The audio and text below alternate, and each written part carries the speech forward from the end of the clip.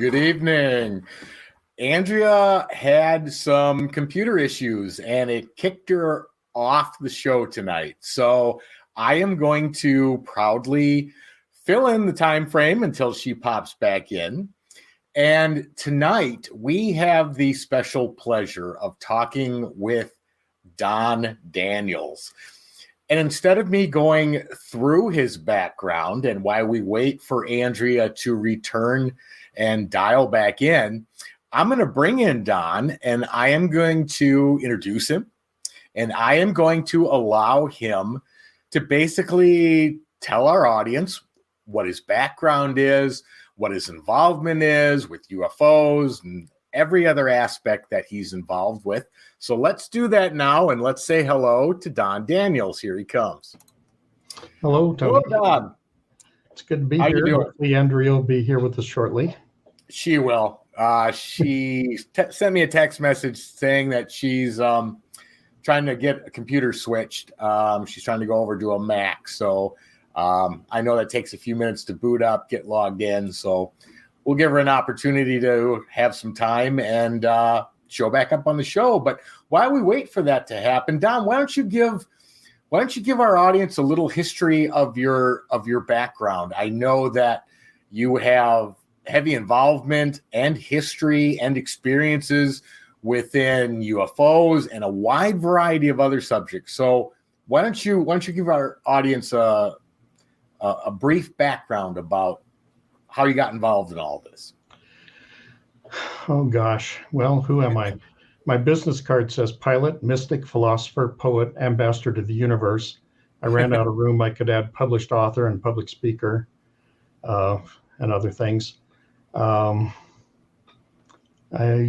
grew up in a family where my dad was very open-minded about UFOs and pyramids and life after life. I read some of those very early books, Supernature, a lot of that stuff. I had a wide interest. In the 6th grade, I was driving my librarian crazy at the school because I read virtually every science fiction book in their library, and they were borrowing from the junior high library. She said I was reading at an 8th or 9th grade level. Wow. And, my favorites were like Arthur C. Clarke, Robert Heinlein, Alan E. Norris. And as Arthur C. Clarke says, science fiction is the world's greatest mind-expanding drug. So it opens you up to all kinds of possibilities. It does. And the other great thing about that is, you know, most younger kids will talk about how much they hate reading, but when you have that in-depth interest in the subject matter and the experiences you're getting from them, it doesn't become work then. It's pleasurable to do it, to learn and to, you know, get information and let your mind expand like that. That's awesome. Yeah, no, I was probably ADD, ADHD. Fortunately, it was before they invented Ritalin, so they didn't drug me into normalcy. But I would daydream and fidget, and the teacher, especially science, I had my own subscription to Science Newsletter in the 6th grade. Wow. And she'd be teaching us something from a 20-year-old textbook with a 30-year-old knowledge. And I'd say, no, it's this way. And I'd bring in my appropriate copy of Science News the next day and show her.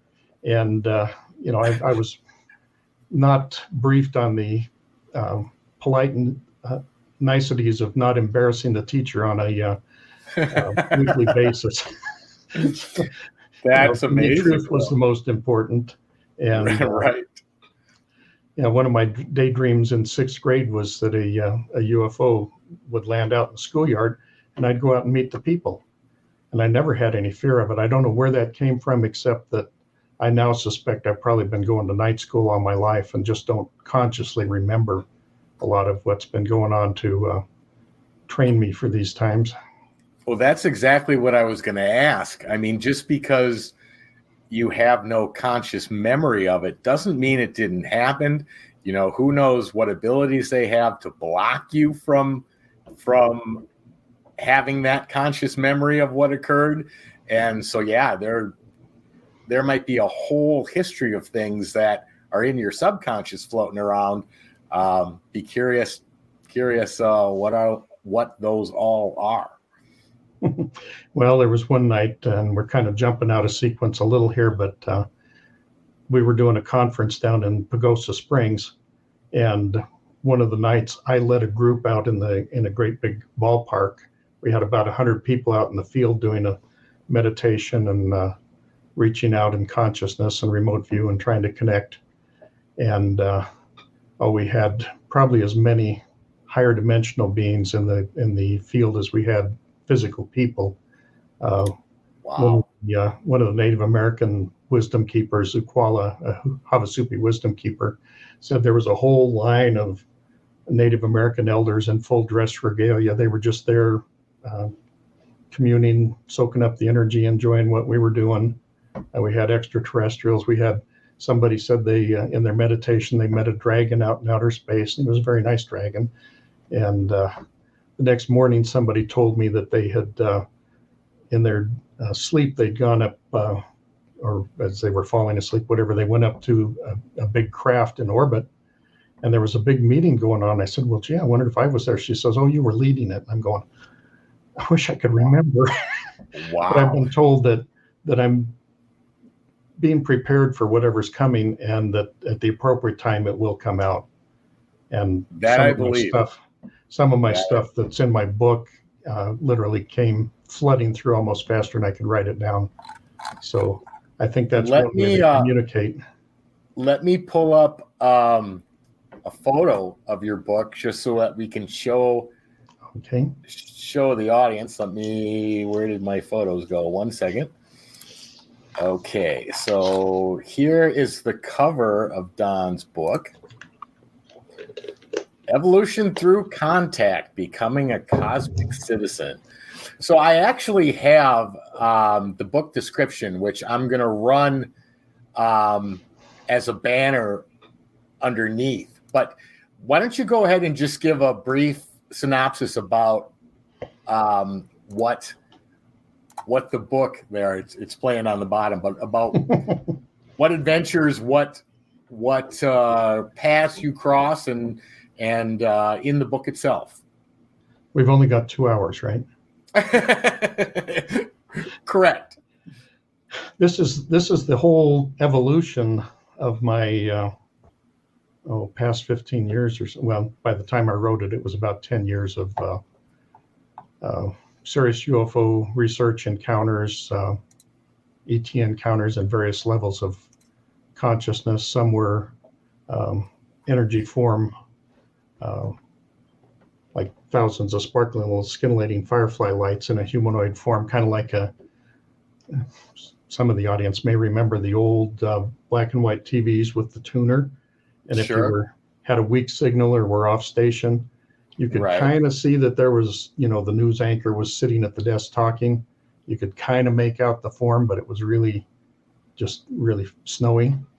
That's kind of the way some of my first encounters were. Wow. Let's see.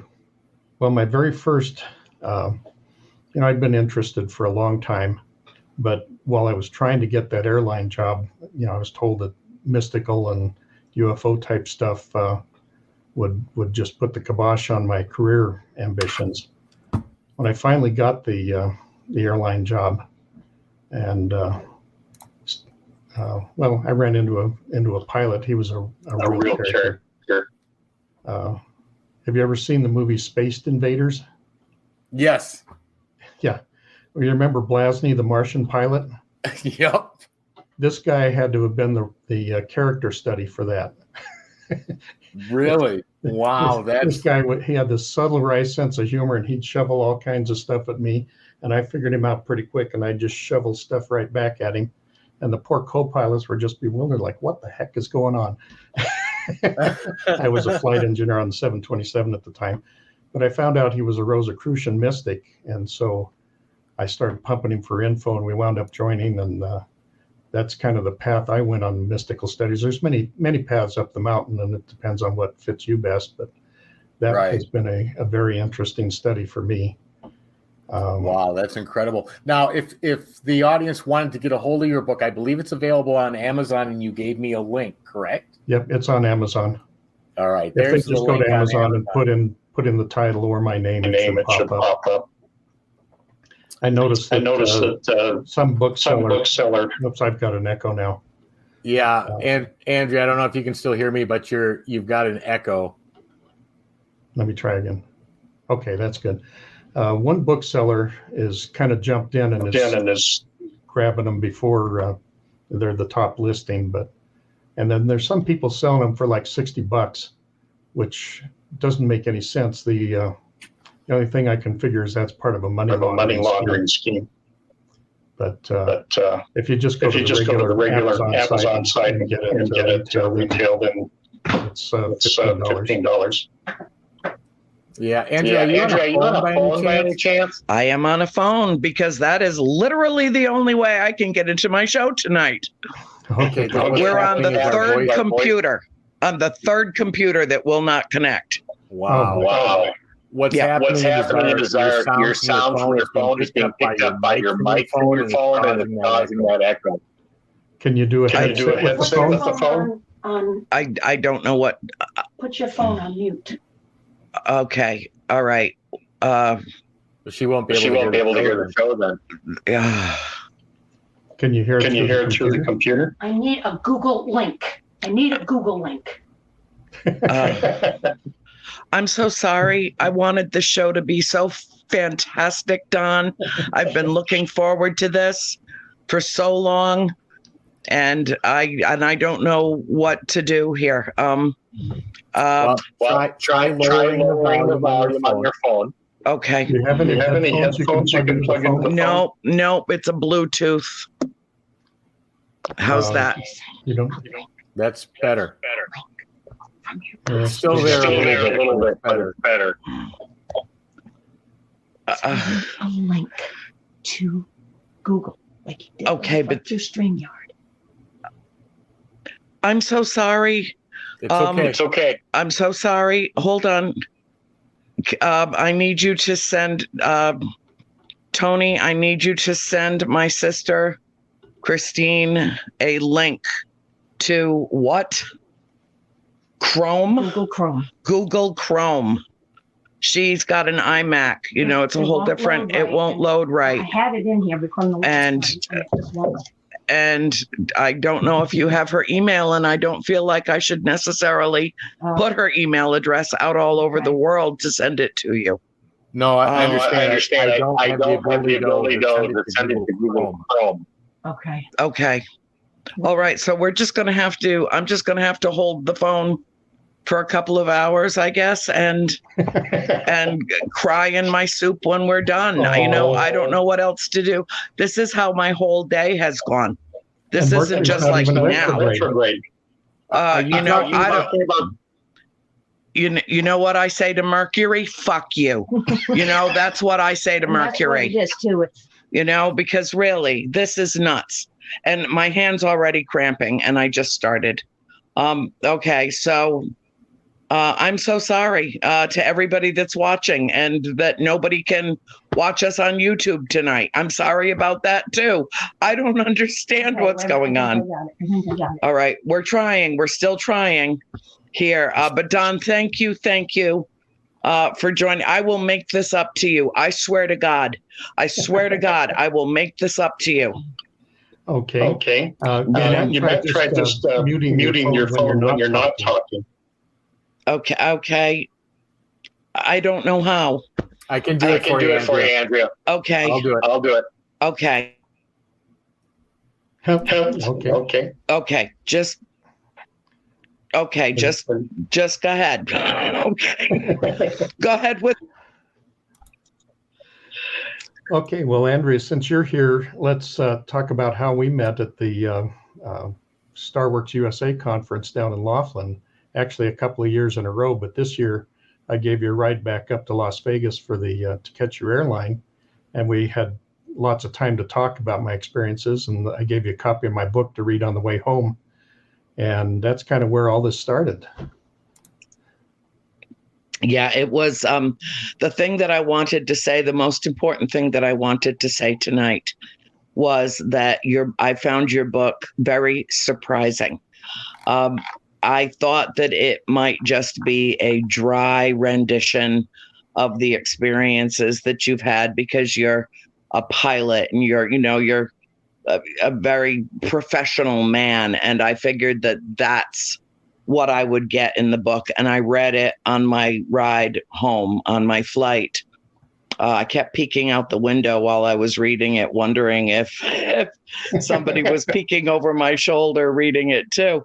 And I found it not only incredibly intriguing, but I was surprised how spiritual and how sentimental and how kind and gentle and sweet and loving a book that it was. I think that it would touch people of all persuasions, not only with the information that is in it, but with the style and the tone and tenor of what you wrote. I thought that it was a magical volume, and I highly recommend it to anyone out there that is interested in this subject matter, and particularly now with so much attention being brought to it in the press and so forth. So I wanted to ask you, and I know that Bill and Tony have questions for you as well, because I spoke with them prior to the show. Just talk about your experiences. I know you already got a head start on me, and I will let them come pop in. They can mute me and put and bring their questions to the forefront as well. Okay. Okay. Well, we talked about the grade school period of my life already. I was just getting into the first UFO sighting. I was down in Crestone with CSETI on one of their Ambassador of the Universe trainings. It was my very first one, and back at that time, you got like a whole packet of study materials before you went, and I'd done a lot of work, and of course I'd been doing my mystical work with the Rosicrucians as far as meditation and some of the stuff that really prepared me for remote viewing. But our very first night out in the field, this object came streaking in the southeast to southwest and just stopped instantly. Just instant blue-white light, bigger and brighter than Venus down in the southwest sky. Impossible to tell how far away it was. It was just a bright light. We didn't have any structure. We didn't know how far away it was. We're guessing it was somewhere over the San Luis Valley, between 2 and 20 miles away. We were in the Crestone area. And Dr. Greer took his laser pointer, he went flash, flash, and it went flash, flash. And cool. Copied it back? Yeah. And somebody else picked up a 1,000,000 candle power spotlight and went flash, flash, and it went flash, flash. And I was just about to suggest that we try a prime number sequence. 1, 2, 3, 5, wait, see if they do 7. We do 11, they do 13. If we could start to alternate on a prime number sequence, if they realized what the sequence was and started to alternate with us, that would definitely prove higher intelligence. Before I could even suggest that, this pale blue-white spotlight came out of the craft. It was about the color of faded blue jean material, not bright, but bright enough everybody could see it.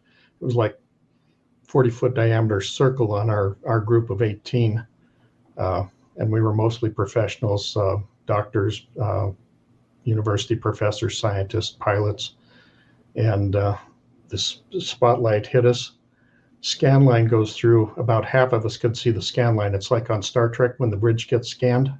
Yeah. But that's red. This was blue, but close enough.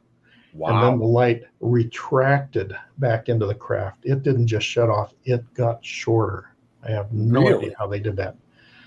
And I said, cool, we've just been scanned. Exactly. You want to talk about higher intelligence. I thought at that point, they probably knew more about me than I knew about me. Maybe. Very possible. Very possible. I think they put me in their data banks because they put me to service later on. Wow.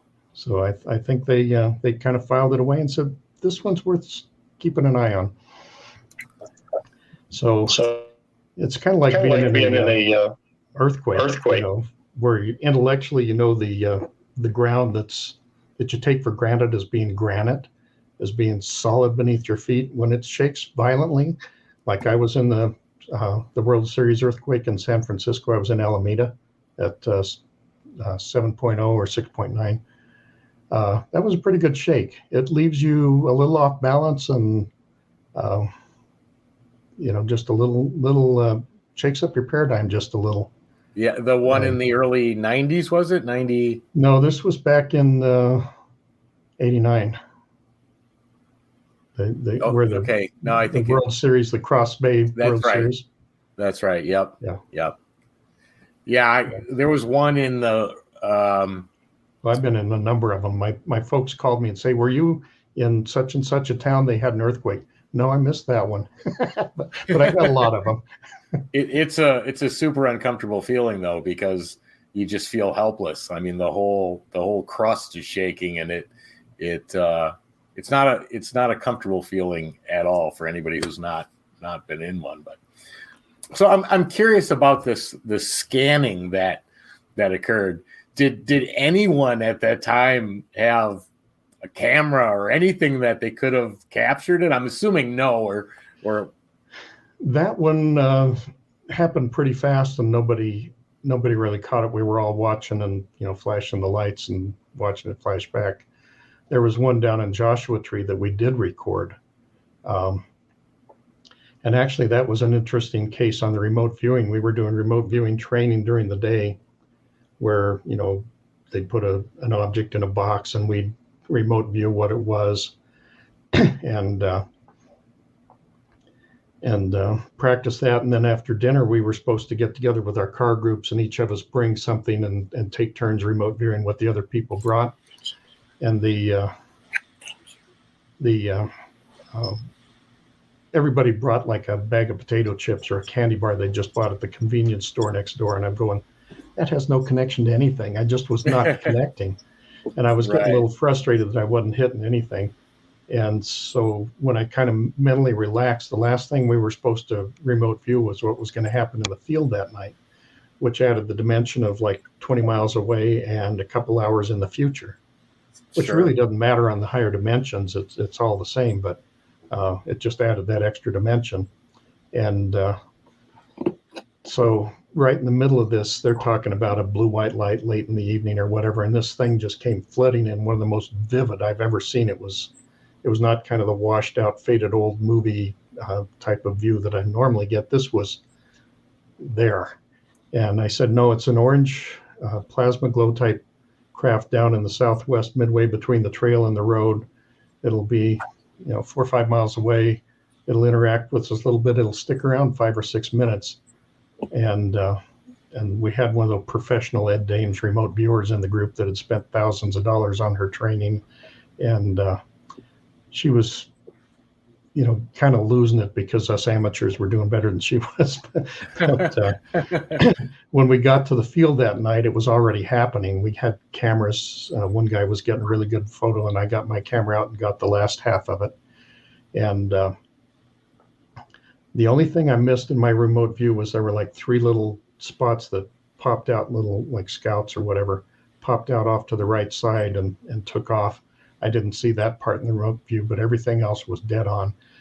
Wow. And we could tell how far away it was because it was lighting up the ridge line below it. And we measured on the map how far that ridge was from us in that direction. It was about 5 miles.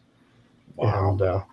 And then the military fighters came scorching in, probably from 29 Palms. And when they came scorching in, the light faded out, and you watch, and then you see this flash, just like on Star Trek or Star Wars when they jump to warp. The light speed, yeah. I saw that with my naked eye, and it showed up on the film. Really? Yeah, I'm thinking Spielberg and Roddenberry and those guys, they know a little more than they're letting on. Well, you always got to wonder that when you're watching. They got some inside information. Yeah, exactly. Andrea, trying to say something. I don't know if you have your mic hooked up. How's that? Great. Perfect. Oh, wonderful. Oh my God. Well, we've blasted through 30 minutes and I've missed some. So if I ask you a question that's redundant that, has already, but Tony, please stay with me. I have zero trust in technology tonight. Okay, zero trust. All right. So stay with me. You're Yeah, not I will. leaving. I will. Okay. You know, John, when we drove from Laughlin, I had the great good fortune to meet you for the first time at Starworks, and having the opportunity to drive to Las Vegas with you, so that we had a couple of hours to really talk about this. I know that you take this as seriously as I do. I can't think of anything, not anything, that is more important to humanity than to know that we are not alone in the universe. And you know it, and I know, and a whole lot of other people know that we are not alone in the universe. This is not a matter of belief or faith or wishful thinking or, trust in a higher power or whatever. This is our galactic family making contact with us, and not all of us yet, some of us. And one of the things that I most admire about you is how bodacious you are, how you will just speak your truth, and you don't care who is, you don't care what the reaction to it is going to be. And I consider you a very courageous person, and to have put it in print in the same way that I have makes me admire you even more, because it's set in stone, baby. It's out there. And there's no undoing it, nor should you want to. And what I hope is that people will get your book, and it was a relatively, I just breezed right through it. In fact, I started reading it again before we even landed the plane, because it was so impactful, and I didn't want to miss anything. No, I kind of buzzed through the first time, and then I went back more slowly. And the thing that I wanted to talk about, and Tony, I don't know if you've had a chance to read the book yet, but it puts you, or at least I'll speak only for myself, it puts you in a receptive frame of mind. It puts you in a place where you're taking it into your consciousness, into your heart, into your mind, in a way that is permanent. It's permanent. It's like an imprint on your soul to read it. And, I read a lot of books, and I have a lot of authors on the show, and I don't think I've ever described someone's book quite that way before. No, I've never heard it. It sounds absolutely intriguing. I have not read it, but it'll definitely be on my to-do list as of today. As of today. Well, the thing that I wanted to ask you, the most important question that I wanted to ask you, and, feel free to, share whatever you're willing to share. But, let me preface my remark with this. I know a lot of pilots, an inordinate amount of pilots. Every single pilot that I know, I met through the UFO community. Every single pilot that I know had an experience or an encounter as a youngster that either brought them to the Air Force or brought them into commercial pilot status or private pilot status. They had to get as close to the stars as they could. As close as they could. And I have to ask you, do you have any recollection as a young man or even a boy having an experience that you found so compelling that you felt like you needed to go up there? No particular experience. I just knew from when I was a little kid that I wanted to be a pilot. like I said in the book, my first word when I was 1 year old, I was standing on the couch pointing out the window, said car, pointing at a car, and it blew my parents away because I not only said the word, but I associated it. Shortly after, plane, and then Mom and Dad followed a little while later, much to my mom's relief. But I just, I played with balsa wood gliders and rubber band airplanes and paper airplanes and kites and line control and radio control and flying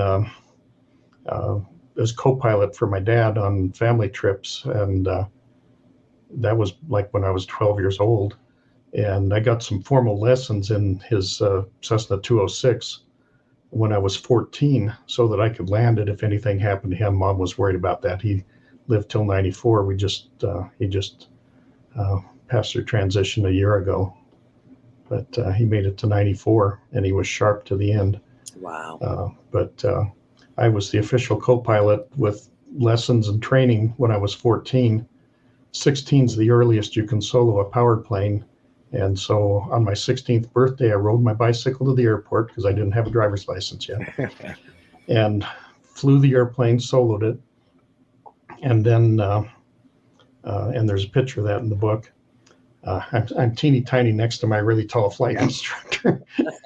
And the newspaper reporter, my mom had called them, and he's out there taking pictures and doing a short little interview for the newspaper. And then I rode the bicycle home, and I thought, our little driver's license bureau was only open on Tuesdays and Thursdays. This was a Tuesday. And I said, that's enough for one day. I'll get my driver's license on Thursday.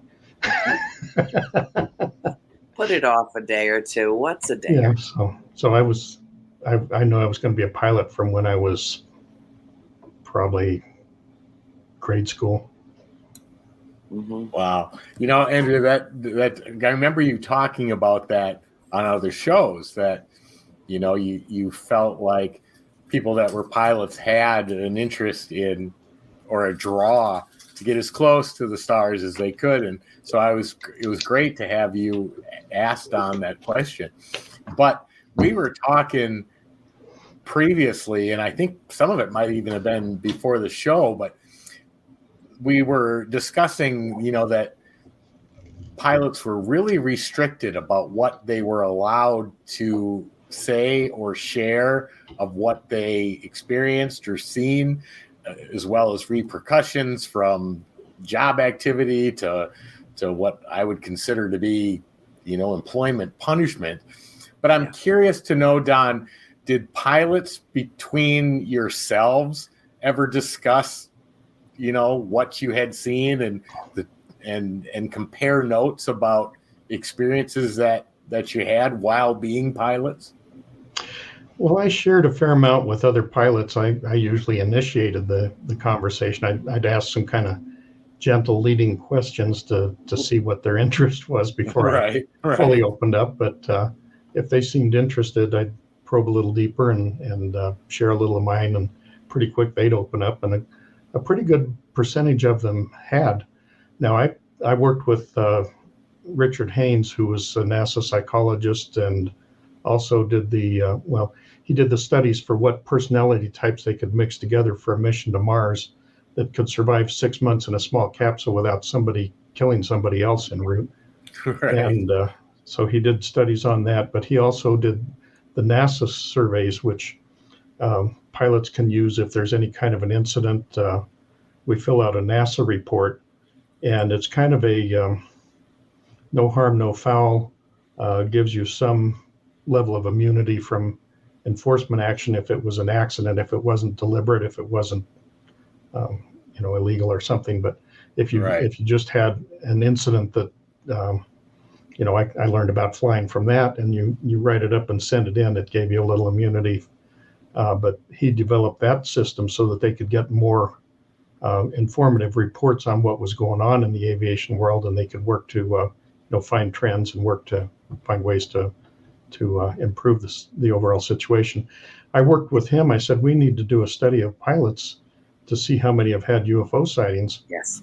And so he worked up a survey. I helped kind of modify some of the questions to be a little more relevant, and a little more informative. So we worked together, got the questionnaire laid out, and I asked permission to pass it out at my airline, and they denied it. But a friend of mine that worked at a different airline checked with his management. They said, okay. So he put this survey in everybody's V file. At that time, we had the physical little mail folders in the crew lounge, and they could either return it to him, to his file to be sent in, or they could send it directly to Dr. Haynes. To a person, everybody sent it directly to Dr. Haynes. They did not want to take a chance on management seeing it. Sure. But he got, I think it was like 20% of the surveys got returned, which is just astounding return rate on a survey. It's normally like 5% or something. And of those, probably almost half of them had some kind of a UFO encounter. So Wow. he was very impressed with the results of the survey. Yeah, that's incredibly high percentage. 20%. That's huge. Yeah, it is. I remember, and I live in Florida. I'm in Georgia right now, but I live in Florida, not far from Cape Canaveral. And last October 10th, which was my birthday, I boarded a plane in Phoenix. And for some reason, they had not assigned me a seat. And so I'm getting on the plane and they, it was Delta and I had no seat assignment. And so they took it over to the desk and they gave me, it was the last seat in the very far end of the plane. I got on at the window seat. Of course, my chair would not recline, of course. And a lovely man came and sat down next to me, stepped out, let me in, and then sat next to me. And we began to chat. Come to find out that the universe had put me right next to a rocket scientist from NASA. Oh, my. Do you think that for the next 3 hours, I gave that man a chance to breathe? Knowing you, no. No, we need to talk. And we did, and then we did some more. And he was lovely. I found out all about his wife and his dog and his, everything. But then I started getting into what I do. And he seemed really fascinated and he listened very respectfully. And I just turned in my seat and I said, is there anything that you want to tell me? And he said, oh, yes, but I can't. And I said to him, you just told me everything I need to know. Thank you. Yeah. Thank you. I had a friend that called me the other day and she's like, I'm going to Area 51. I said, no, you're not. They're not going to let you into Area 51. She said, no, I just want to go up to the gate. I said, okay, make sure you read the signs that basically say we shoot first and ask questions later. You think they've got something to hide in there? I finally convinced her to, not put herself or her friends at risk out of, the curiosity factor. Oh, we went up to the gate. There were 2 pickup trucks up top of the hill. When we pulled up, one of them went down around behind the hill.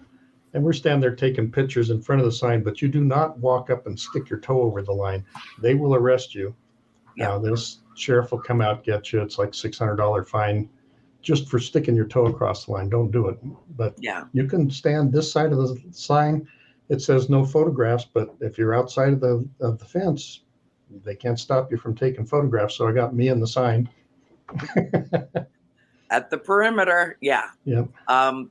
One of the things that I find, and that Tony and I particularly address frequently on this show, is the fact that we feel disrespected by a government that knows so much about this subject.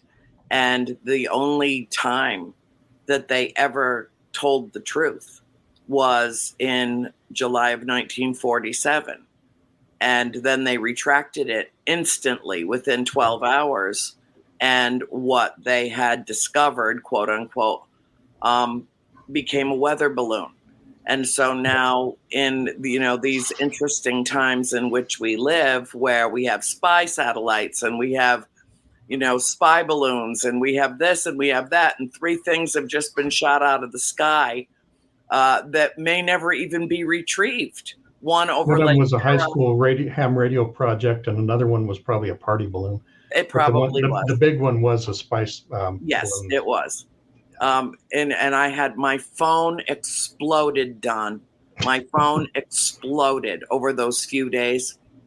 What do you think it was? Do you think it was them? Are they? I'm like, no, because they're not that stupid. They're not going to come down into range where they can not only get in the way of our air traffic or, cause a calamity. I mean, they've been around longer than we've had airplanes, obviously. So I think they know how to avoid them in the sky.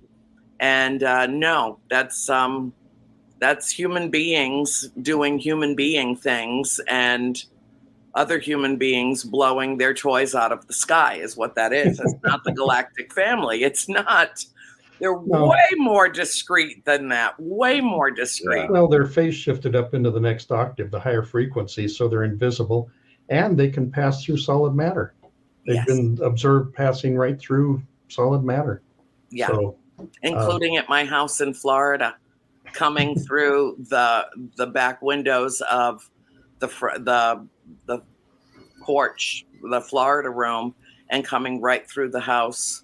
And when the vessel, which was probably about this big, it was like maybe that big, when it passed the lantern that was illuminated, one of the 2 lanterns on the front terrace, it dimmed the lights. That's how I got to see the exact shape of it. And it was shaped like a Tic Tac, and it was quite small, and it had 4 little protrusions on the bottom, like that looked like landing gear if it needed to land. And that was just one of my many WTF moments, like, okay, that may have been one of ours.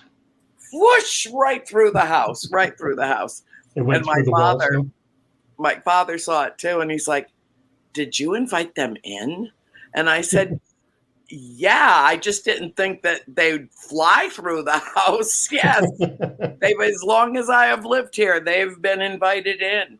And don't you think that ultimately it's our personal connection each to each, and that invitation extended to be part of the consciousness of our galactic family, that literally and figuratively opens the door to contact?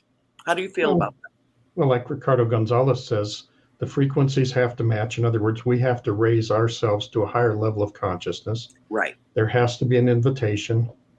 I forget what the third thing was in his list, but basically, you invite them and you reach up to meet them halfway. It's hard for them to come all the way down to the full 3rd dimension. Yeah. Well, I don't know. My family seems to be able to manage that just fine. Really, just I can think of probably maybe at least 100 encounters that I've had in my life that felt personal to me. At least 100. Wow. Yep. But going back more than 50 years.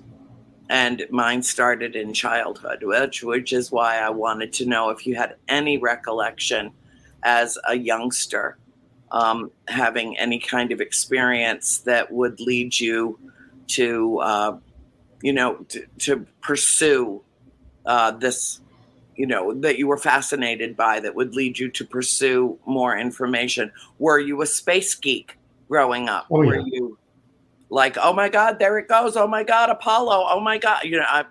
It's mind blowing what we have accomplished. We watched the lunar landing. We went to a friend's house. They had one of those kind of round color TVs, and ours was only black and white. Ours was too black and white. Yep. But and I was telling Tony, I cleaned out the grade school library, and they were borrowing from the middle school. I was reading all the science fiction I could find. Mhm. Arthur C. Clarke, Alan E. Norris, Robert Kind of Heinlein. amazing how science fiction is becoming science fact. Oh, yeah. Yeah. Well, I started writing a book probably 40 years ago. And it was very futuristic, very concepts that, it seemed way out in the future. And now most of them have already happened. So it's like history now. So if I start that book again, I'll have to just totally start from scratch. And Well, think about it this way, my friend. We've lived long enough that we're about to see the second round of trips to the moon coming with entirely different vessels, entirely different capsules. But what I want to know from you is, among many things, even though I picked your brain till you hardly, oh my God, poor thing. What a ride we had back. Huh? What a ride, blah, blah, blah, blah. Oh my God. Do you think that this burgeoning, rapid technological advance that is happening in the world, through a number of different venues and forums, and whether it's NASA or do you think that they gave us this technology, or that we not what's the word I'm looking for, reverse engineered it from crafts? Some of each, and some we developed on our own. But one of the things they do is they will put an idea out there. Mm-hmm. And you will notice that when some new innovation comes along, several people around the world are working on it at the same time. Yeah. And it's a race to see who can patent it first. Yeah. But that idea comes in from somewhere, gives them a little tickle of inspiration. Yeah. Ooh, maybe we could do it this way. Downloaded into the collective consciousness. Yeah. And then certain people pick up on that and consider it a moment of inspiration, when I think that it was deliberately downloaded. I think they try and give us stuff that is beneficial to the planet and can't be easily weaponized.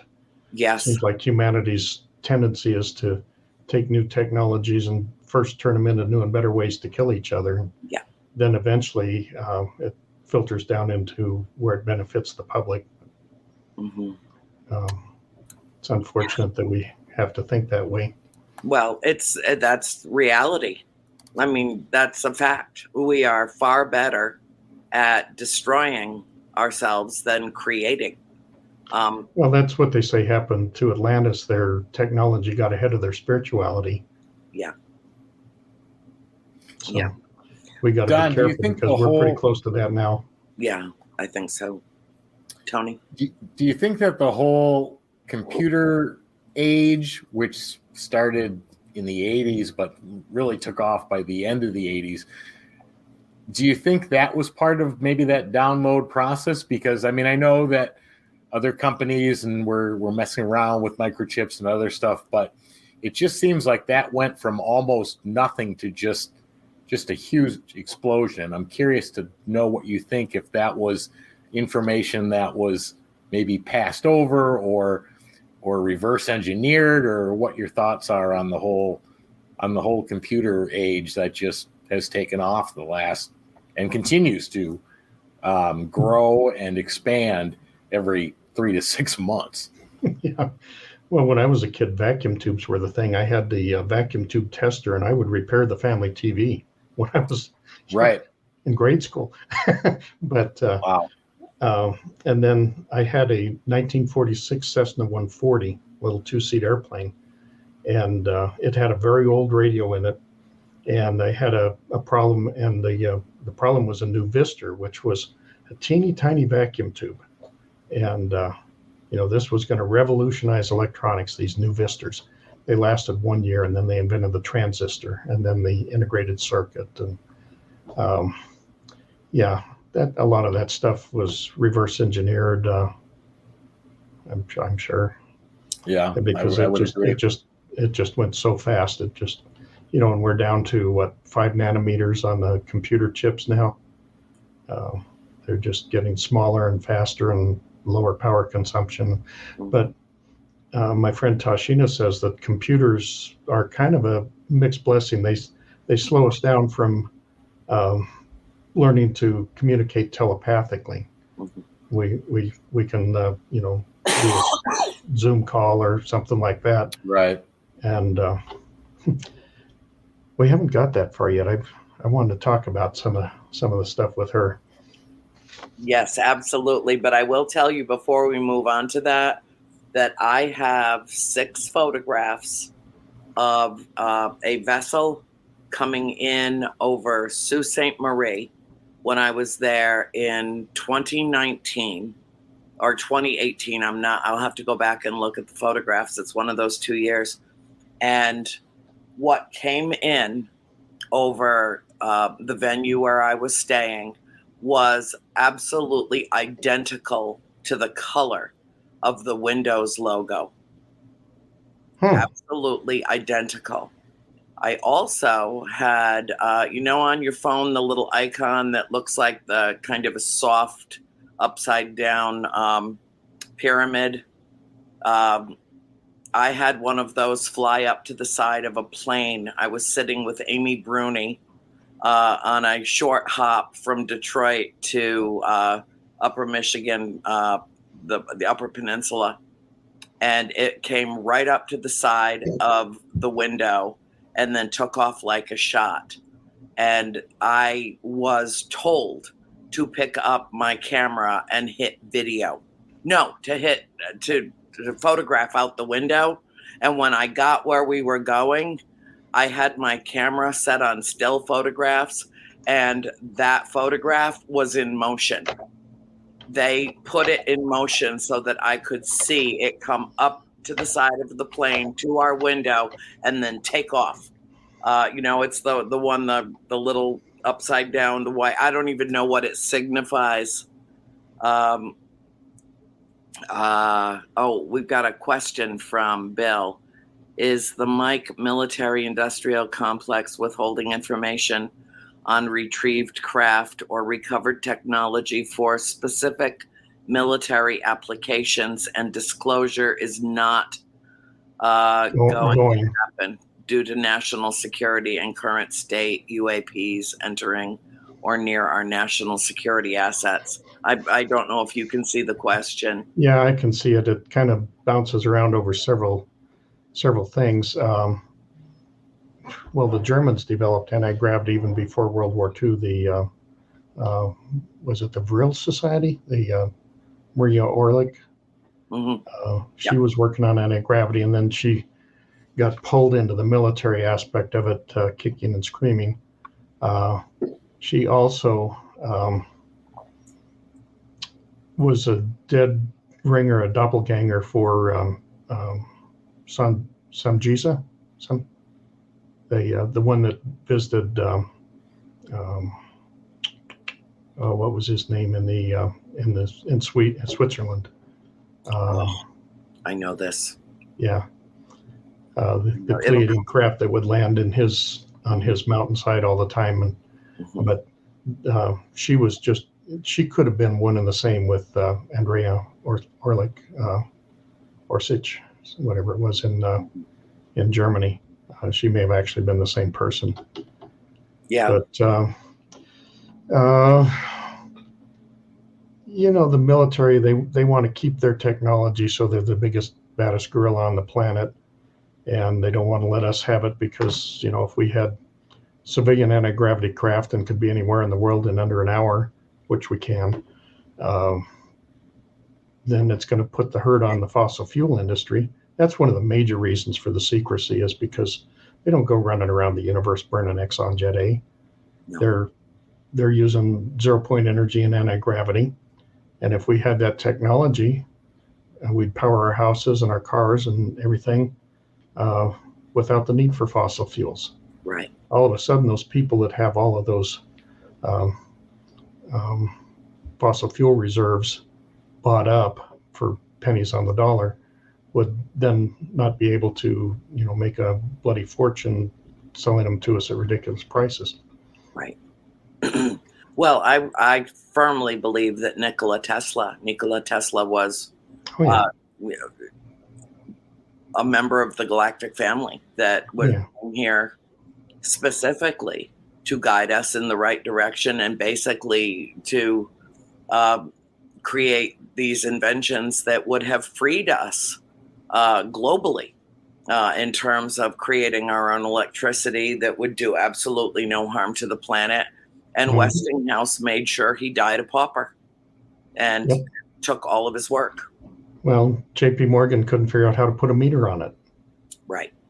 And national security usually translates into the interest of the big corporations and especially the fossil fuel companies.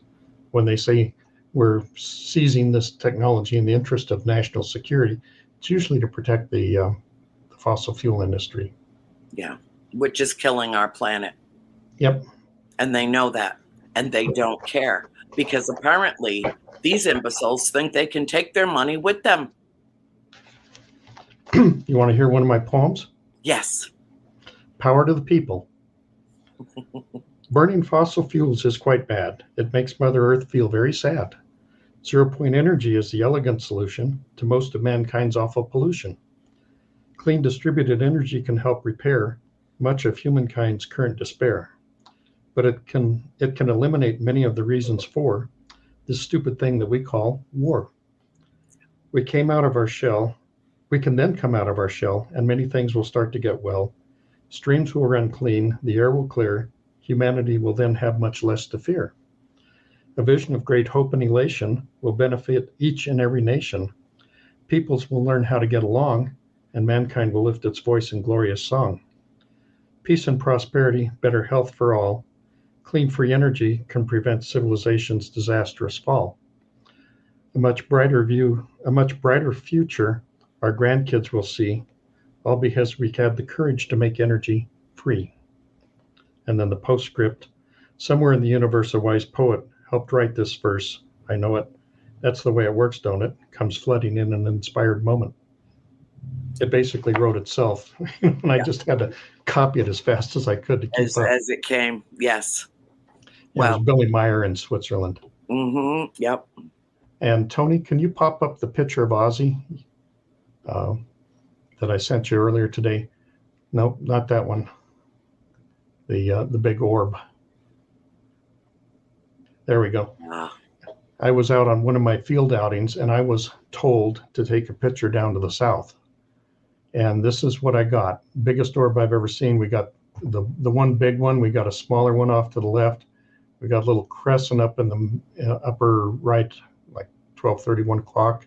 Mm-hmm. And then possibly, and it's hard to tell, but possibly some more humanoid figure down to the left of that tall milkweed plant, kind of where the two orbs intersect. It's possibly a more humanoid figure there. It's hard to tell.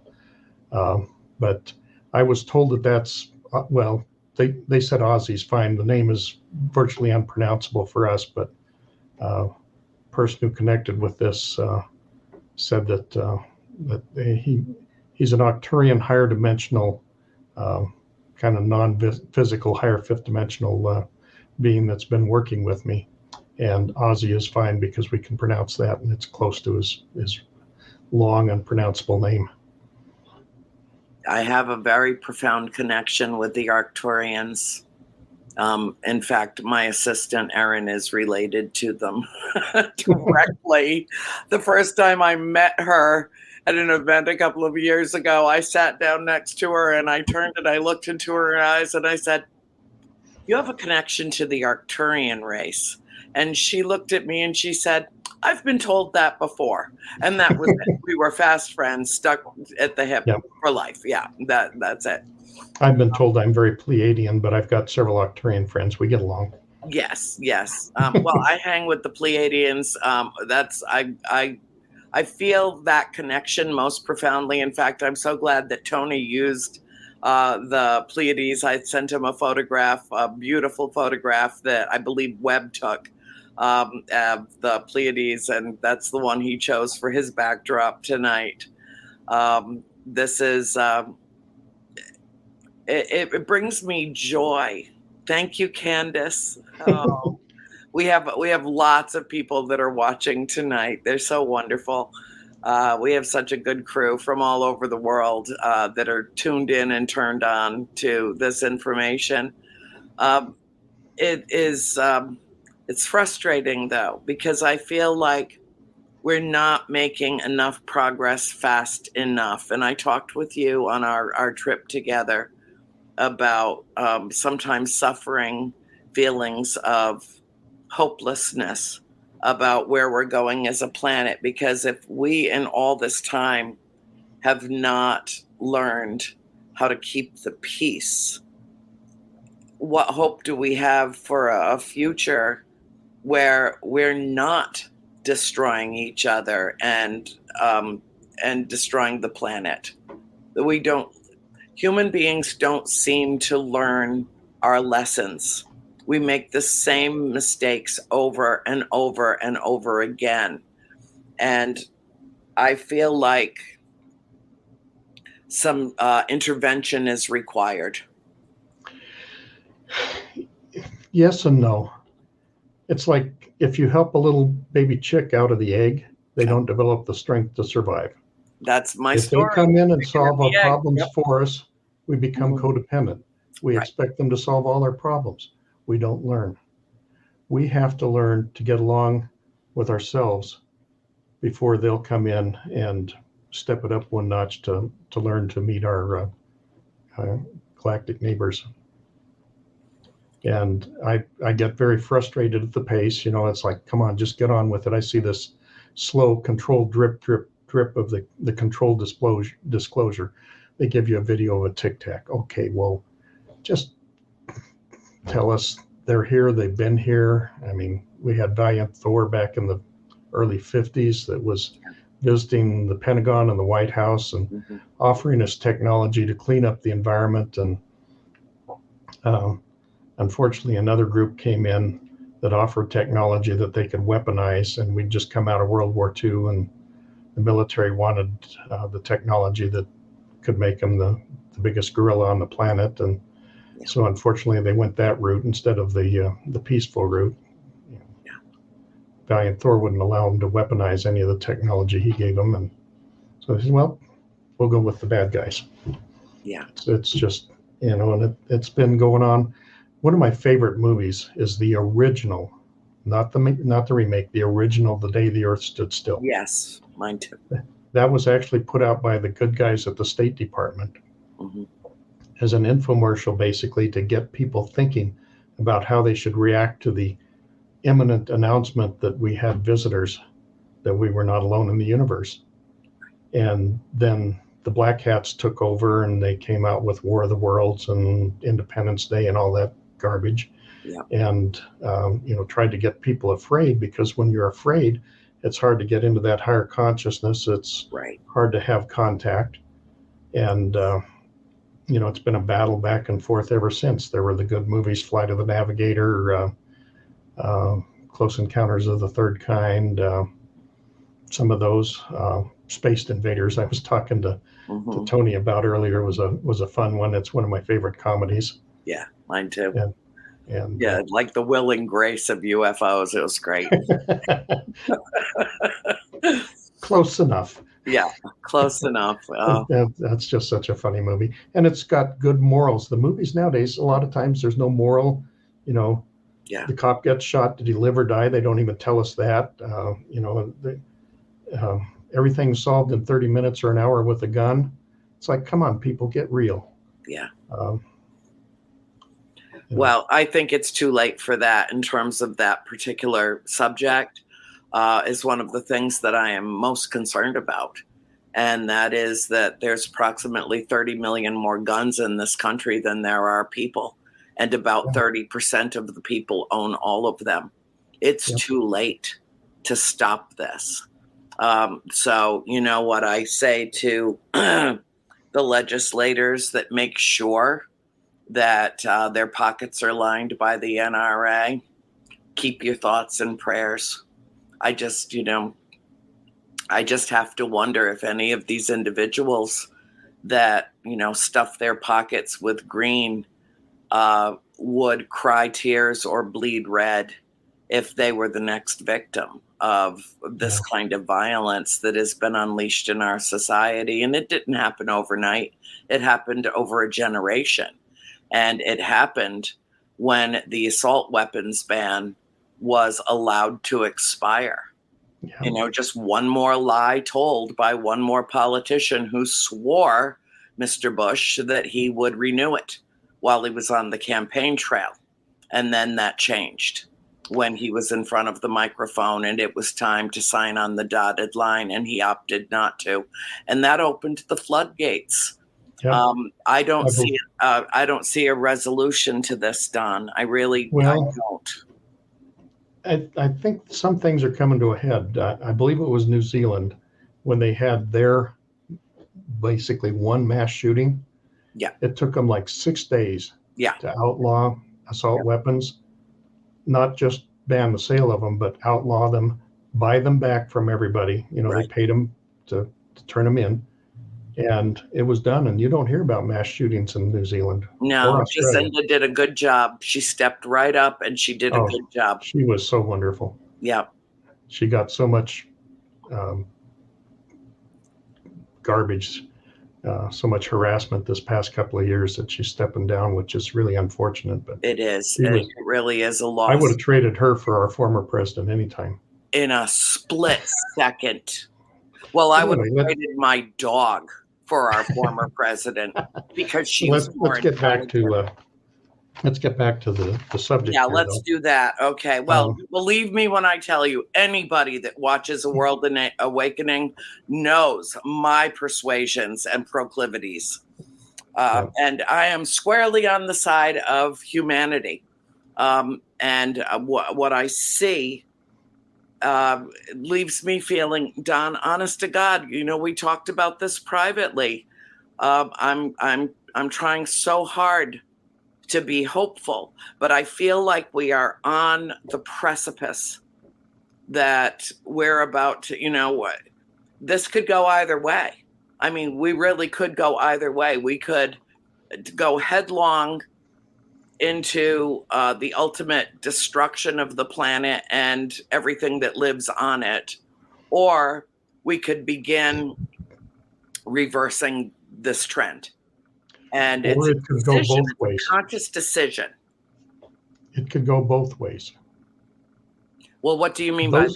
Those of us that are enlightened and raising our vibrations, are you familiar with the law of one? Yes.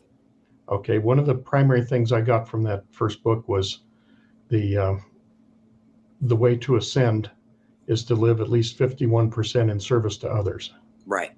Okay, but this runs in 25,000 year cycles, and then every third cycle, every 75,000 years, the whole planet ascends. But they call it the harvest, where at that 25,000 year point, which we are at right now, right, those who are ready, who live their life in service to others, who are higher vibration, will ascend to the fifth dimension. Mm-hmm. Those who are not will stay in the third dimension. It's just like us and the etheric or spirit world. They won't necessarily be able to see us. We may be able to see them, but they won't be able to affect us anymore. If they choose to stay in that lower density, hate, greed, envy, ego, revenge type of thinking, they can stay in that sphere and we'll be in the next level and they won't bother us anymore. They can continue to learn the third dimension lessons on their own and we can move on. Are you familiar with Dolores Cannon? Oh, yeah. Okay. Remember her last book before she died where she talked about the splitting of old and new earth? I don't think I've read that one yet. But okay. Well, the premise being that we will hit an inflection point where literally earth will break apart dimensionally. so that there will be an old earth that is, suffering all the ramifications of humanity. And then there will be a new earth where the higher vibrational beings can live in peace and harmony with the planet, with each other, and with all the creatures on it. Mm-hmm. I found that a fascinating concept. And she said that this was information messaging that was coming from the multitude of people. She began her career as a hypnotist that would do past life regressions and so on. And then over time, she had people coming to her who felt that they had been in contact, or that they had either been visited, taken. I never use the word abducted. It's got far too negative a connotation to it. But that they had close contact with our family, our galactic family, and that these were the messages that they were being given. And these were, people that none of whom knew each other or knew anybody else's story that she had worked with. And she kept getting the same messages over and over and over again. And that we were at a time now, approaching a time that I call the paradigm shift. There's any number of ways to frame that, but where we literally are splitting apart, where the very base mindset of all from me, the rest of you guys are on your own, is going to dissipate and separate from those of us in the camp of we are all in this together.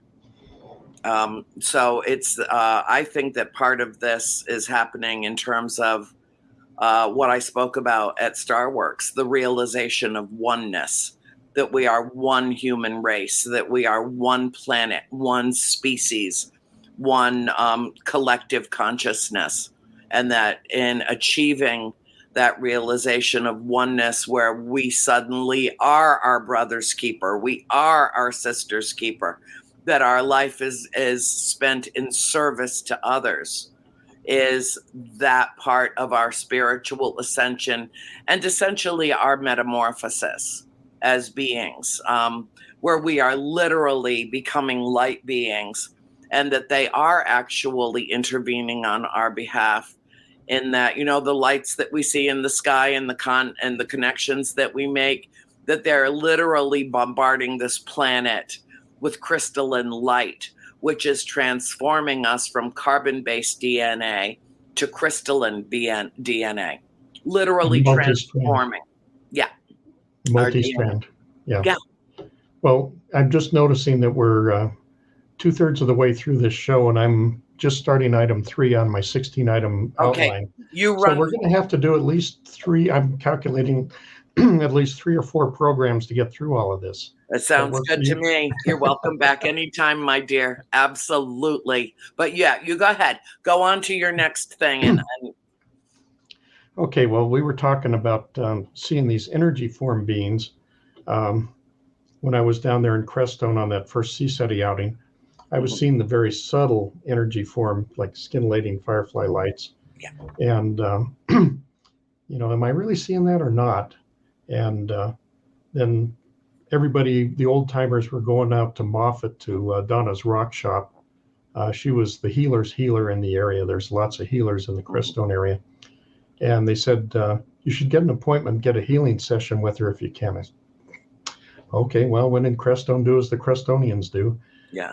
So I set up an appointment, and she and her daughter worked on me for like 2 hours, and they had these huge crystal singing bowls, 2 different notes, like a C and a G or something. And when they got them both going, the harmonics just vibrated every cell in my body. It went all the way to the core. I could feel it all the way through. And I said, I don't know what's going on, but just open up any blockages you find and, allow me to more accurately perceive what's going on out there.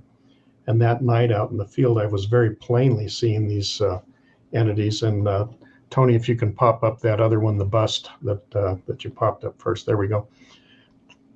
This is as close as I've seen to what they look like.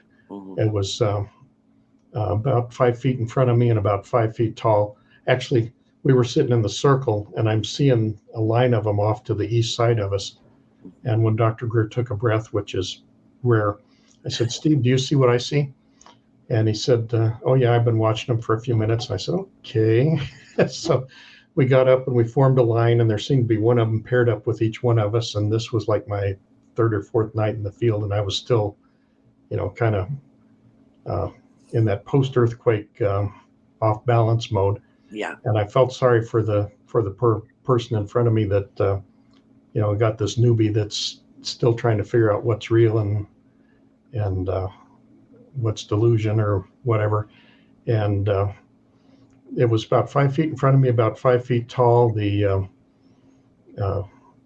nose and mouth were a little smaller than ours, but proportionally, but they were not just slits. They were similar to us.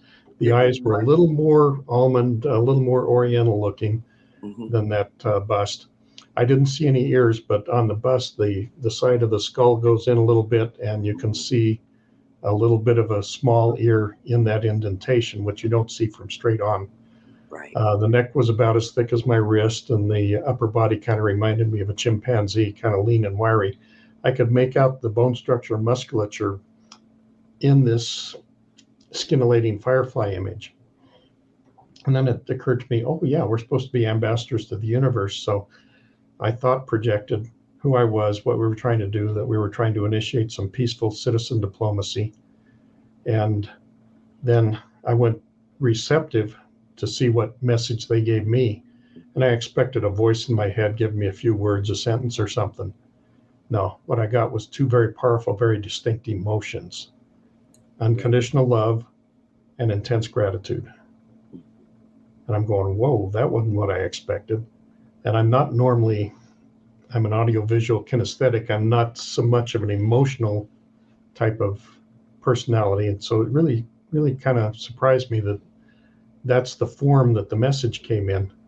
But the more I thought about it, it was a totally different form of message and a totally different message from what I expected. So I don't think it was my subconscious sneaking through and telling me what I expected to hear. I think it was very real. And a few days later, there was one where, you remember that Star Trek episode where history is just scrolling by and they got to jump through the portal at just the right time? Right. Well, go about 100 times faster. And this thing just ram dumped into me. And it's like, whoa, I didn't get any of that on the way in. I assume it'll come out at the appropriate time. Well, several years later, I was actually an instructor pilot for the airline, and I was working with a brand new captain, giving him what they call IOE, initial operating experience. So it was his first 25 or 30 hours in the real airplane as captain. So I'm training him how to be a captain, which involves not only just flying the airplane, but managing the overall operation, thinking big picture. And anyway, towards the end of the trip, he wanted to celebrate his upgrade. And this was the only night we had where we had over 12 hours where we could legally have a drink. So we were in San Antonio. We went running, it was like 10:30, changed in our civvies and went running down to the Riverwalk. And we heard this really bad music coming from this little cove in the Riverwalk. Well, at least they're open. So we headed in there. It was a little place called Tequila Mockingbird, which I thought was pretty clever. And it was Mad Dog Monday, open mic night. And the locals were doing their Lost Love Laments and their poetry and stuff. And it was mostly a college crowd. And then one guy got up, probably in his 40s, and he read this poem that he'd written called Star Child. And it just triggered something in me. And all of a sudden, the first poem just started flowing out of me, just faster than I could write it down. I'm grabbing napkins and writing like crazy and heading back to the hotel and writing and get back to the hotel. And I'm trying to go to sleep in the hypnagogic state right at the borderline sleep. That's where a lot of stuff, a lot of contact actually is happening. Yeah. And so I'd roll over, turn on the light, write it down. Oh, there's another one. And the next morning, a few more, and I had it like 70% written in the morning, and then a few more things popped in, and then I just had to polish up the tempo and meter a little bit, and that was my poem, Friends in High Places. And I don't know if you want me to read that one or not. Yes, read it. That'd be great. I've already had the privilege, but you we have others to share it with tonight, dear. Okay. And like I say, I didn't write this. It came flooding in, and Yeah. possibly from the download, possibly from being scanned, possibly from the numerous encounters in various forms. But friends in high places, a bold new world awaits us, a spinning on this earth, an end to wanton poverty, a time of happiness and mirth, abundant, free, non-polluting energy, an end to hunger and disease. The possibilities are endless. Floating cars, if you please. I have met with friends in high places. All this is possible, you see. It has already been given to us and should be cause for much glee. But there are those among us who do not want these things to pass. They would much rather stick it to us in the gas. Our friends and neighbors we betray. Their technology was given, stolen, taken. Also, these greedy people, huge profits could be a-making. The relationship was adversely shaken. Fossil fuels we keep on burning, our environment it is a-crying. Big money these people are making, while Mother Earth, she is a-dying. Minions of darkness have caused us this plight. The only weapon we have is to expose them to the light. Legions of covert workers will then march out from their caves. Humanity will have to grow up and learn how to behave. There is a new golden age a-coming, of that we can be sure. We are working very hard, so you can stand the cure. The angels are on our side, that I truly suspect. Future generations untold, our actions will effect. The world will get a lot bigger when we all realize we are not alone in this universe and see it with new eyes. If we fix our problems and do this as we should, we then will be invited to join the cosmic neighborhood. We have friends in high places. They want us to succeed. It is most important for us humans to persevere in this momentous deed. You can certainly help us in our epic quest. Join and work with us if you can stand the tests. A new universe awaits us, a chance to visit many places, an opportunity to meet new people with many different faces. New cultures, peoples, places, a much bigger view of creation, a future to look forward to with hope and great elation. So that was the first poem I wrote since college, and back in my school days, they weren't that good. So again, I had help. Well, the Moody Blues said they went for a ride and they came back and their music completely changed. And it went from, 50s rock and roll to cosmic bliss. And, all these years, they're like, no, we all went together. We all went together. This is what they gave us. And they told us to put this out into the world. And yeah, I get it. Well, I was a big fan of the Carpenters when I was a kid. And they had one song that was really out of character for them, Calling Occupants of Interplanetary Craft. Yeah. Listen to that one carefully. Mm-hmm. They knew what was going on. Yeah. But if you go back, and even Leonardo da Vinci, he wrote a I don't know if it was a poem or just a short paragraph type thing that sounds for all the world like he got a ride, that he saw the earth from above. Mm-hmm. And once flight enters your soul, it never leaves. You always want to fly. So even Leonardo da Vinci, I think, had his the ride. I'm still waiting for my ride. That's the one. I've flown all kinds of small airplanes, most everything Boeing makes. A few hours in a helicopter, a couple hours in a hot air balloon. A lot of time in gliders, seaplanes. I've flown a wide variety of airplanes, but that round disky thing, that's the one that I haven't flown yet, and I really want to. I have. You've flown them? Yeah. Oh my, I'm jealous. Once. I think probably more than once, but once that I was allowed to remember. And it was an extraordinary experience. The first time I flew was not in a vessel. The first time I flew, I was 5 years old, and I'd had a vision of being a raven I didn't know it was a raven. I was only 5. I didn't know. I knew it was a big black bird with huge wingspan, and I could, from my own eyes, could see the beak. And as that raven, as a 5-year-old, I saw the entire redwood forest before it had been decimated. I saw this country before it had been settled. And I swear that experience as a little girl set my trajectory. It introduced me to a spiritual flight and an experience that I can close my eyes and relive it just like that. I mean, it's like so embedded in my consciousness that it's almost like an escape hatch for me. Like I can be off this planet in a split second if I want to. I don't do well in 3D, Don. I confess to that to you. I'm not a good fit for 3D. I'm much better in 4, 5, 6, and beyond. That's my happy place.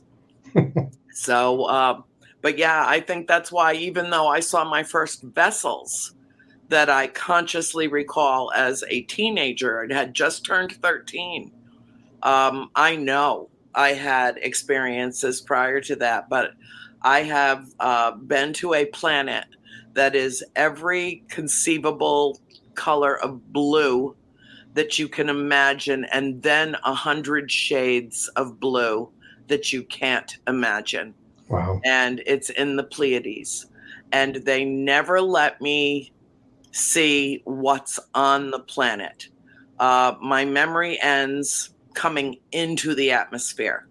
And the one distinguishing characteristic of the film is of the planet is that it has 2 moons. And they have different, one is way far away and one is much closer. And I've seen as they cross paths. And Wow. it's absolutely amazing. And my friend Chase Klotsky comes from the same exact planet. Now, I wonder if that's the water planet that dolphins come from. I don't know, but I have a particular affinity for them. So perhaps dolphins and whales. I'm like totally connected. I love that line in Hitchhiker's Guide. Yeah. Thanks for all the fish. Yeah. Thanks for all the fish.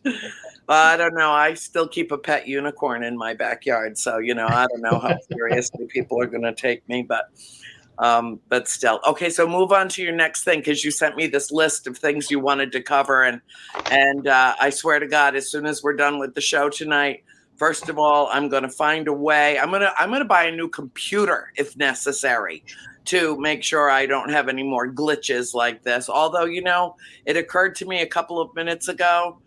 I almost like I could hear laughing, like, gee, how'd you like us messing with your, letting us know that we were with you tonight? How did you enjoy that?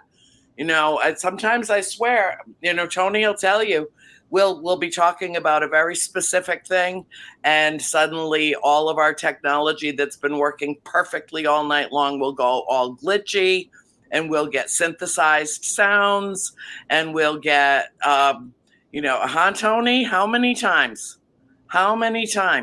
More times than I can count. And on certain subjects, the show goes crazy. We'll get strange voices that come out of nowhere. We'll get glitches in the system, things disappearing. It's crazy. People have actually seen vessels and lights around me while we're doing the show. Yeah, it's not uncommon to have orbs floating around. But that's kind of like when we did the Disclosure Project National Press Club presentation. Mm-hmm. And it was actually RF. It wasn't hacking. It was more jamming of our signal. Our live feed got shut down for the first hour and a half. Wow. And we know who did it, but they immediately put the tape on replay, and later that evening, where we're tying up like 8 T1 lines thousands and thousands of people watching it simultaneously. We were seen all over the world, mostly much better coverage in other countries than here in the U.S. Of course. Oh, let's see. We talked about Joshua Tree and the remote view that I had beforehand. Do we want to get into my close encounter of the crustacean kind? Absolutely, dear. We Yeah. still have about 30 minutes. Well, we have about 25 minutes.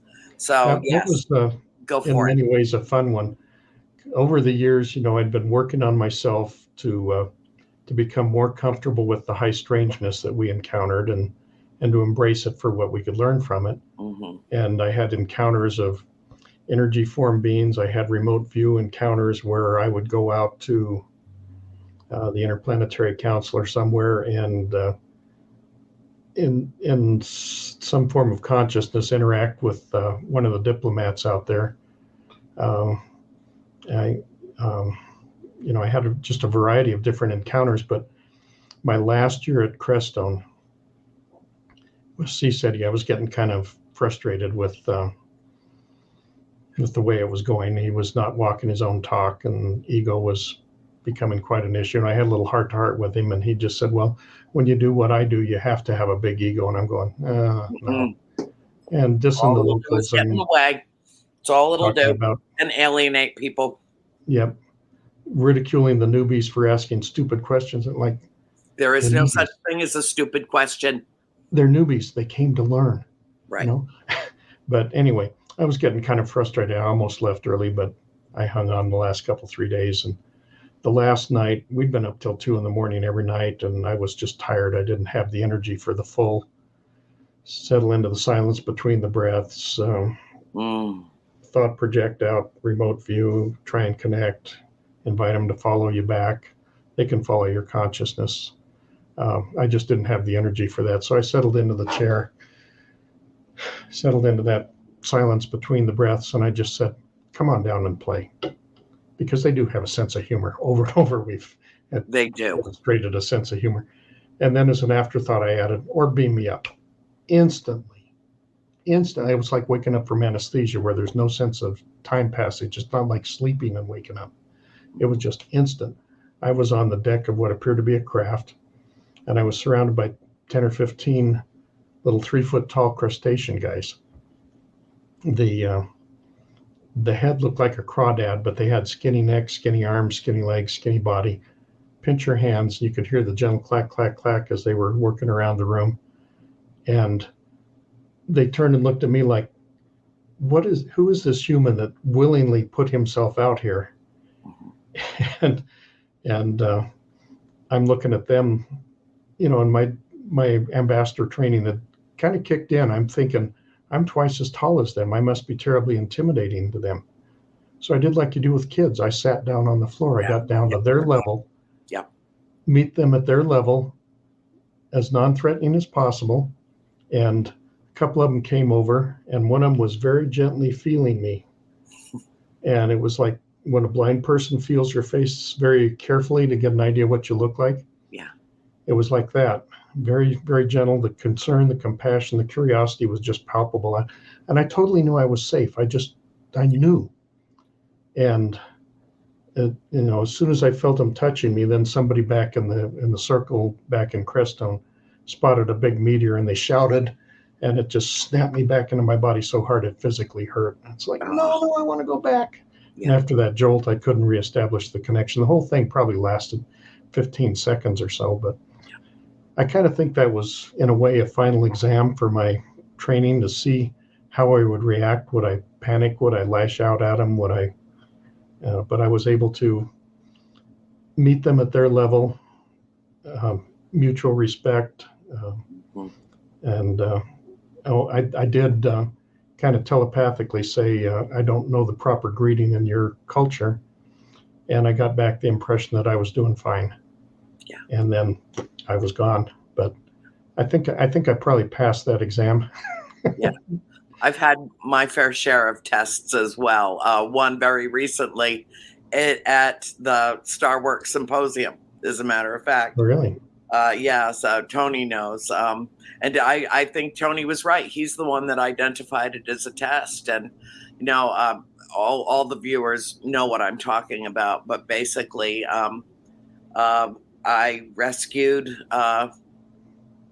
unbeknownst to me, I rescued a small being, a very small being that I mistook initially as a dog because it was running so fast to catch up with me that I thought it was a dog, and it was actually a very small little being that I had to rescue and then and deliver back.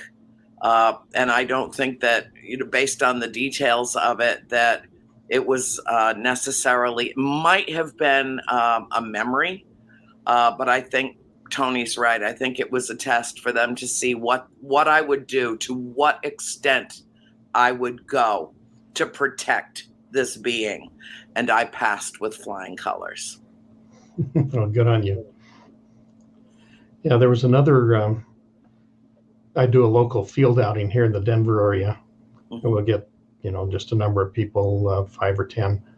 And we'll go out somewhere where we got good dark skies and preferably away from houses and stuff. And do our contact protocols, which is primarily consciousness, actually. CSETI uses lights and radio signals and all that stuff, but I think the most important thing is just your conscious projection. They tune in on that. For me, it's heart. It's all heart. I like from the neck up. I could be asleep at the wheel. To me, it's that heart connection that really is so profound and so effective in terms of making contact. That's what I share with my viewers and with people that come out and want a formal introduction at the different events that I go to. So it's kind of like what Stephen does, except it's not. It's almost the opposite of what Stephen does. It is. It's like the opposite, polar opposite. We were doing one of these. There was a conference in town that for some reason they only got like 8 or 10 people signed up for it, and they had to cancel it because it was costing more for the room than way more for the room than what they were making. But a guy by the name of Adam Apollo, I don't know if you know of him. Very fascinating individual, possibly not from this planet. And his following came out to my field outing with us, and man, I mean, the skies were alive that night. We had sightings and stuff, but there were a couple of times where I'm going, wait a minute, counting the number of people in the group, we had more here than we did earlier. Yeah. Who are these extras? Yeah, we have fun. I've had groups that shrunk and that grew. Not that I have time when I'm doing what I do to do an actual head count, but I could literally feel that they were among us. It's an amazing thing. I live for this, okay, Don? I'm just telling you right now, this is why I still live and breathe. There's nothing that matters so much to me than putting the word out or as best I can around the planet to every single person who is receptive to it. And you are spot on in terms of cracking open that emotional code of unconditional love, what I call higher love. It's not even like of this world. It is in a higher realm. And an incredible gratitude. Every single morning, I take my coffee outside and thank you for coming. We were down around 0 this morning. It was a little cold for that. You can do it through a window. I'm telling you. Lord God. Well, what message? A year ago today, I lectured about this. I don't know if you saw my lecture at StarWorks, but a year ago today, I was sitting on the terrace of my house in Florida, And I had this overwhelming anxiety. I knew that something horrible was about to happen, and I knew what it was. 200,000 troops amassed on the Ukraine border. And I've gotten messages my whole life. I've written a 550-page book about my experiences. So I'm used to that, but I got the most clear, succinct message I have ever received that 1 year ago this morning. And I said, if we ever needed, I know what the rules are. Break the rules. Because if there was ever a time that this planet needed an intervention, it is right now. And the message that I got back was, if we are here, this planet and its people are in crisis. We are here. This morning, Volodymyr Zelensky put out a message to the entire world that ended with those 3 words. We are here. Ukraine stands. I'm not a big believer in coincidence, Don. I'm not. Well, there are no coincidences, just No. synchronicities. Yes, and that happened this morning. That was what I woke up to this morning, was Volodymyr Zelensky saying, we are here. I mistyped that. Take the D out of there. Oh, what are you sending through here? There Oh, we I sent my web address, evolutionthroughcontact.com. Evolution, extra- www.evolutionthroughcontact.com. That is an excellent web address. Actually, I got that with GoDaddy, and then I wanted to change to a different web server. Uh-huh. GoDaddy would not let me take it with me. That was my business name, my company. Uh-huh. They said, nope, that we own the domain. If you want to use it, you got to stay with GoDaddy. I'm going, use. And so I got a different one, which is becomingacosmiccitizen.com. Mm-hmm. And eventually GoDaddy gave up and released the domain, and I was able to get the other one. So they're both mirror sites of each other. Either one would work. Yeah, you had sent me a message about that, and I didn't quite understand what you meant, but I'm glad you explained it. I just want people to be able to reach out to you, to, make contact with you, because I think you got some Arcturian DNA in you. I really do. I think. Well, I think I've been just brainiac. about everything, except I don't think I've been Andromedan, but I think I've been through most of the others. Matter of fact, a friend of mine who's very psychic said I've been a pilot at least 5 or 6 times. Mm-hmm. She saw the wheels turn and she says, oh, not all on this planet. Yeah. Not all on this planet. If When you I want to was put up 20 my Blog Talk Radio site there, people can go to listen to my program. And we don't have time to get into Tashina this time, but we'll talk about how I met her and who she is, and maybe we can manage to get her to join us. Oh, that would be wonderful. I'll let you make all the arrangements. Okay. That would be wonderful. She went. She was kind of kicked out to be the reluctant messenger to go public and affect disclosure from the grassroots up, because it wasn't happening from the top down, and now she's going to kind of back to a little more reclusive state, but we may be able to talk her into joining us for a show. Oh, I think that would be marvelous. Yeah, I have a disarming personality. I'll get to her. I'll tell her it's her mission and it's her job, and she just has to. If Tony can put up that Blog Talk Radio website thing, then people can go in there. My program was Becoming a Cosmic Citizen. There were several shows on that network, and Sierra Neblina was the one that started the network, and so she put her name on there. I think it would have been better if we had called it Galactic U. That was our Galactic University was our program. But anyway, if you go there and then look up Becoming a Cosmic Citizen, I've got several years worth of programs on there, and look for Tashina, or Itasha, Itasha is her legal name, and that's what we used on the first ones, but she's been shifting everybody to her spiritual name, Tashina, Tashina. So if you look for either of those, there's 2 programs with her. Look for the best ofs, because I went in and cleaned up the audio, reduced the background noise, cut out the ums and uhs and the repeated words and that kind of stuff, and speeded them up about 20 or 30%, just made them more listenable. So if you find the best ofs, those are the same content, but just a little more concise and a little more easily listenable. I also did an interview with Sergeant Clifford Stone. Are you familiar with him? Oh, yes. He did, George Norrie interviewed him several years ago at StarWorks, and George had a hard time keeping him on track, and I'd already arranged to have him on my program. Clifford could go down the rabbit hole.